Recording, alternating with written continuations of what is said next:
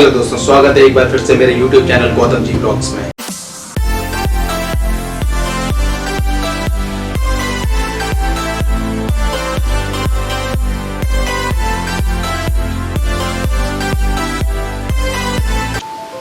Hello दोस्तों, हम सब जानते हैं कि हमारी लाइफ ज़्यादातर 4-5 चीज़ों पर टिकी हुई है।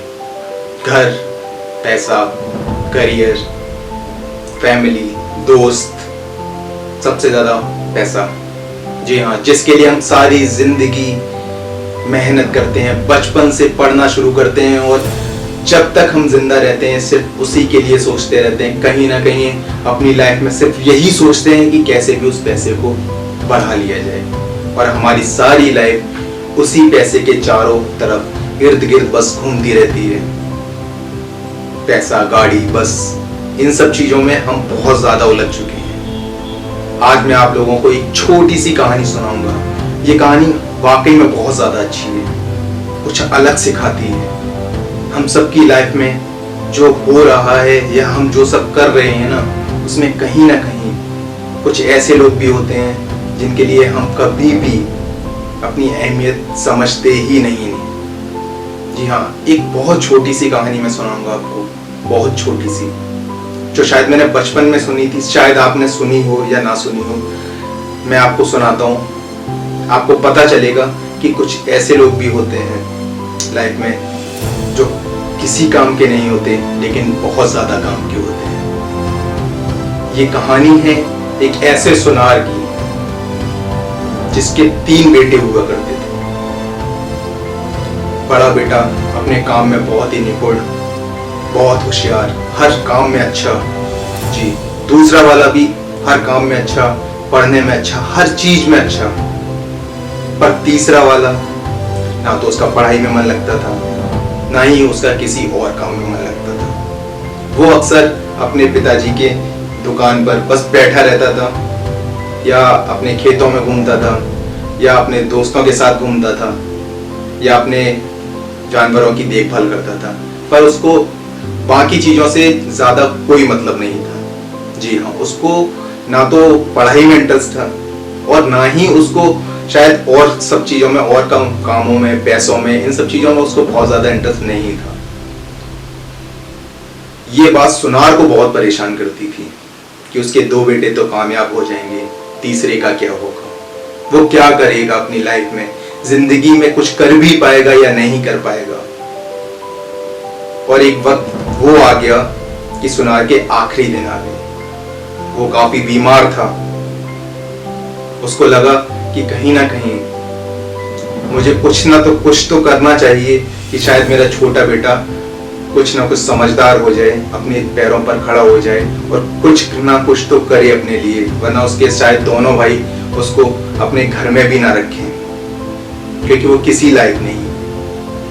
जी हाँ, हर माता पिता की यही सोच होती है कि जो उनका कमजोर बच्चा होता है कहीं ना कहीं वो कुछ ना कुछ ऐसा कर ले कि वो किसी के रहमो करम पर ना रहे। और वही हुआ। सुनार ने बहुत ही चालाकी से उसने अपने तीनों बच्चों को बुलाया और उसके सामने खड़ा किया और सबको 1-1 रुपए दिया। जी, 1-1 रुपए दिया। वो 1-1 रुपए उस वक्त में बहुत ज्यादा था, आज के वक्त में शायद 100 रुपए के बराबर हो। उस वक्त 1-1 रुपए तीनों बच्चों को दिया और उनसे कहा, कोई भी मुझे, तुम तीनों में से जो भी कोई 1 रुपए में एक ऐसी चीज लाकर देगा मुझे जो मेरे पूरे कमरे को भर दे, मैं अपनी सारी जायदाद उसी के नाम कर दूंगा, अपना सब कुछ उसी के नाम कर दूंगा। जी हाँ, वो तीनों लड़के 1-1 रुपए लेके बाजार में निकल गए। बड़े वाले ने बहुत कुछ सोचा। उसको लगा कि पूरा कमरा भर जाए, 1 रुपए में ऐसा क्या आ सकता है। लोगों ने सोचा। उसने हकीकत में 1 रुपए की बहुत सारी रुई खरीदी, बहुत सारी, और वो पूरी रुई लेकर आया और कमरे में भर दी। लेकिन कमरे में भरने के बाद उसमें काफी जगह बच गई। छत के आसपास कोनों में बहुत सारी जगह बच गई। जो वो पूरी नहीं कर पाया। दूसरा बेटा, उसको भी कुछ ना कुछ तो लाना ही था। उसने बहुत सोचा, बहुत देखा, उसको ऐसा कुछ भी नहीं मिला कि वो पूरा कमरा भर दे।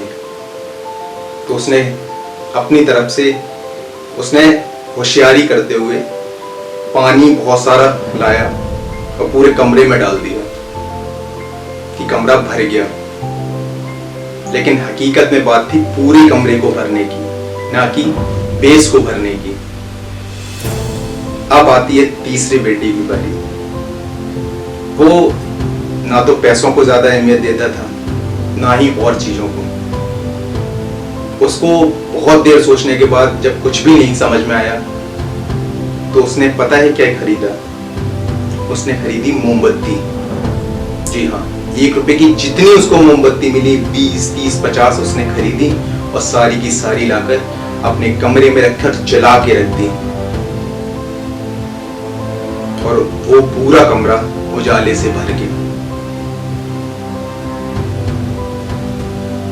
और यही देखकर उसके पिताजी को लगा कि शायद हमेशा से मेरी सोच गलत थी कि ये बेटा कुछ नहीं कर पाएगा। ये जरूरी नहीं कि आपकी नजर में जो खोटा सिक्का है वो कभी कुछ कर नहीं सकता, कामयाब नहीं हो सकता। जिंदगी में बहुत सारी ऐसी चीजें होती हैं जो सिर्फ वही लोग कर पाते हैं जो किसी काम के नहीं लगते। हमारी सोच को बदल देते हैं। जिन्हें लोग पागल कहते हैं ना, वो इतिहास रच देते हैं। जिन्हें लोग बेवकूफ समझते हैं ना, वो दुनिया को सिखा देते हैं। और यही एक नई सीख है। आज एक नई बात, यही एक नई बात है कि दुनिया में कोई खोटा सिक्का नहीं होता, कोई बेवजह नहीं आता। हर इंसान की अपनी वैल्यू है और किसी को अपने आप से ज्यादा कमजोर नहीं समझना चाहिए। क्योंकि ज्यादातर जो भी कमजोर होते हैं ना, वही दुनिया के सबसे ज्यादा ताकतवर लोगों में आते हैं। जो जितना ज्यादा कमजोर था, उसने अपने आप को उतना ज्यादा ताकतवर बनाया। तो अपनी सोच बदलिए। जो आपसे कमजोर हैं वो कहीं ना कहीं किसी चीज में आपसे बहुत बेहतर है। तो लोगों को जज करना छोड़ दीजिए, लोगों को कमजोर समझना छोड़ दीजिए। आप जिनको खोटा सिक्का समझते हैं वो खोटे नहीं हैं। जो पूरा दिन घर में रहते हैं या कुछ काम नहीं करते, आप उनको ये नहीं कह सकते कि वो किसी काम के नहीं है, किसी लायक नहीं है। हो सकता है वो आपसे ज्यादा लायक हो, उनको सही स्टैंड नहीं मिल पाया, इसलिए वो आज पीछे हैं।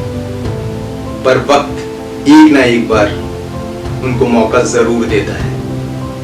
और जब मौका मिलता है ना, तो वो हमसे छलांग मारकर 10 गुना आगे खड़े दिखाई देते हैं। तो अपनी सोच को बदलिए और लोगों को जज करना बंद कर दीजिए। कोई कमजोर नहीं होता, कोई खोटा नहीं होता। हर इंसान की अपनी वैल्यू होती है और एक ना एक दिन वो चमकता जरूर है।